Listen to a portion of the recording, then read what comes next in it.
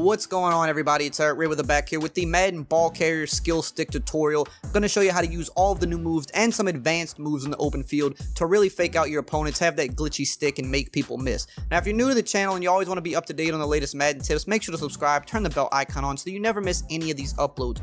Also, I do have a few copies of the game. I'm going to give them away on my Instagram around 8 p.m. Eastern tonight. I'm going to post them on my Instagram story, so link will be below if you want a chance to get your hands on the game if you haven't already got it.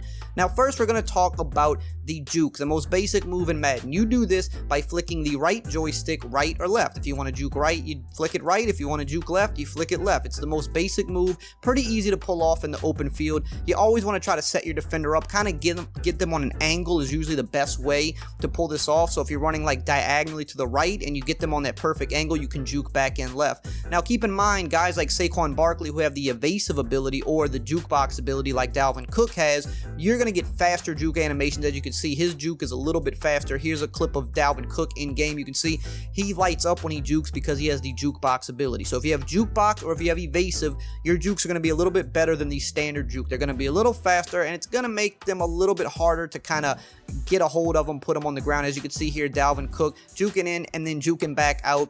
He's one of the best running backs to juke with in the game. Him and Saquon Barkley, definitely two of the best because of those abilities. Their jukes are a little bit more deadly. You can see here Todd Gurley with a nice little hop step juke. Just like I showed you, or just like I told you a minute ago, you want to set them up just like that on an angle on the sideline, kind of juke back to the inside. So you see, I'm going at this angle, got the defender running at me, and then I'm juking back inside. It's the best way to utilize this move. The next move is going to be the spin move. You can do this a couple of ways. You can do it by pressing the B or circle button, or this year you can use the stick a little bit better by kind of rotating the right stick at a 3 o'clock, 9 o'clock, or a 9 o'clock to 3 o'clock, depending on which way you want to spin. So if you want to spin from right to left, you're going to go 3 o'clock, 9 o'clock. If you want to go left to right, you're going to go 9 o'clock to 3 o'clock. And this is another really good move to pull off in the open field. When you set a guy up on the sideline, you can kind of spin back to the inside. Now here you're seeing me chain these together. I'm juking one way and then spinning back the other way. This is something that's a lot easier to do this year on the skill stick. So you can see right here, I'm going to juke left and then immediately I'm going to spin the other way. I think it's better to use the B and circle button to spin. I think it just makes it a little bit easier, but you can use the stick if you feel better with it. Again, if you have a running back with evasive like Saquon Barkley, you can see how much faster his spin moves are. There's also an ability called spin cycle, which will give you faster spins as well. And you're going to see here in the open field, Saquon Barkley, just like the juke, you like to try to set people up on the sideline. It's the best way to use these moves. If you're kind of going at that little diagonal to the sideline, and then you can spin back to the inside, or if you're juking, you juke back to the inside. It's the best way to set up a defender to make them miss with both of those ball carrier moves. The spin move is pretty good this year. I would say the juke's probably a little bit better, but again, you see I'm setting him up, I'm letting him come to me on the sideline, and then I am spinning back to the inside and just kind of making him get lost on the play. That's your best way to utilize the spin move in Madden. Now the next thing we're going to talk about is the new move, the dead leg. You do this by pressing back on the right stick, and you can see that this is a little bit more of a hesitation.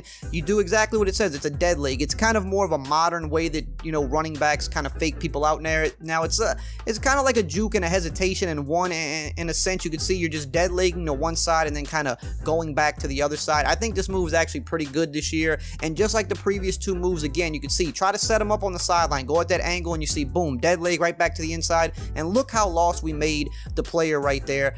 This is really deadly if you can time it right, as you can see with Kamara here. The super dead leg right there. The defender keeps going. His momentum carries him to the sideline, and now we're off down the sideline for a huge gain with AK. So set him up on the sideline, pretty much the same as the other moves. It's where you're going to have the most success. Next, we're going to look at the double juke, a little bit more of an advanced move. There's two ways to do this. One, you can take the right juke stick and you can flick it right to left or left to right really quickly, back and forth. That's an okay way to do it, but a more advanced way to do it is this way. If you're juking right and you want to double juke back to the left, you're going to flick the right stick to the right and then immediately press the left stick to the left. The opposite way, you would flick the right stick to the left and then immediately press the left stick back to the right. And you can see it gives you a much more dramatic change of direction. It's a little bit more of an advanced move that you have to time, because as you can see right here, I make the first defender miss, but I go really wildly back to the inside, and sometimes that's going to throw you off. You want to try to get good control of it after the double juke like this so that you can go down the sideline for a big touchdown. This is going to be one you have to practice a good bit. Now we're going to talk about the hurdles, which are some of the new best moves in the game. Now you have the standard hurdle, which you do by just pressing the Y or triangle button. This one's not too crazy, but the new Jurdle is going to be the one that you really want to focus on. So again, here's the regular standard hurdle, Y or triangle, you're trying to jump over a player, but the new Jurdle is the best one in the game because this is more of a side hurdle. So how you do this is you press the Y or triangle button, but you also want to hold the left joystick to whichever side you want to Jurdle to. So if you want to go left, you hold it left. If you want to go right, you hold it right, while also holding down the Y or triangle button. This gives you more of that side juke / hurdle, which is a little bit more common to what you see in the NFL. When a player maybe is trying to dive at you and you want to jump over him from the side, here's a good example here. You see the guy dives at us and we're going to hurdle right over the side of him. It's a very good move to use in the game. You're going to see once again Ezekiel Elliott. Guys like him and Christian McCaffrey do this better because they have the leapfrog ability, so they hurdle even better than just regular players do, but this still works well with regular players as well. So you see here again, I'm trying to time it. I see the defender coming and I'm going to Jurdle over the side of him. Now another and more advanced way to use this is using it as a juke, which is really not how it's intended to be used, but it actually is a really good move. So basically, instead of trying to hurdle somebody, you use it to juke back inside. So here I'm hurdling and I'm holding the left stick to the right, and you see I made the defender there for the Jaguars completely miss. This is a very good tactic to use in the open field, but keep in mind if you get hit while doing this, you can fumble the ball a little bit more often. But you see here again with Christian McCaffrey, I'm Jurdling and I'm holding right here the left stick to the right, and you see it makes a defender miss. It's actually a really good move that a lot of people are using right now.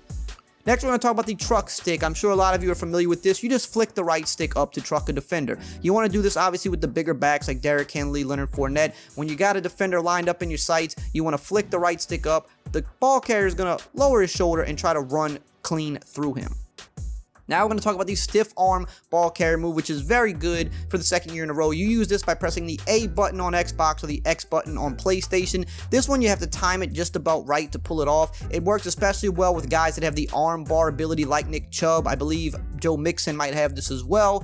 You just want to kind of time it up, and then you want to hold down the A or the X button, and as you can see, you can actually put defenders into the ground and get some huge yards after contact with the stiff arm ball carrier move. You just have to time it pretty much accurately. Now we're going to talk about the stop and go, which is a more advanced move. So to do this, you want to let go of the left joystick and let your guy slow down, but you never want to take your finger off the right trigger or the R2 button, which is the sprint button. This is kind of something that's hard to showcase right here. It's more of a thing you have to feel by playing, but basically what I'm doing, you're going to see Kamara start to slow down, but because I never take my hand off the right trigger, as soon as I go back on the left stick, he's going to kind of get that speed boost and get right back up to top speed very quickly. This is good against user on user like games because the user is going to make error in the open field. He's going to try to run you down, so what I do is I just let go of the left joystick. I'm going to come to almost a complete stop, not a full complete stop, and then I'm going to immediately press on the joystick again and start going back up to top speed, accelerating to a different direction. So you want to let your user defender for the other team kind of run at you. You want to slow down, let off the joystick, keep your hand on the sprint button, and then immediately accelerate out of it. It's going to take a little practice to get that one down.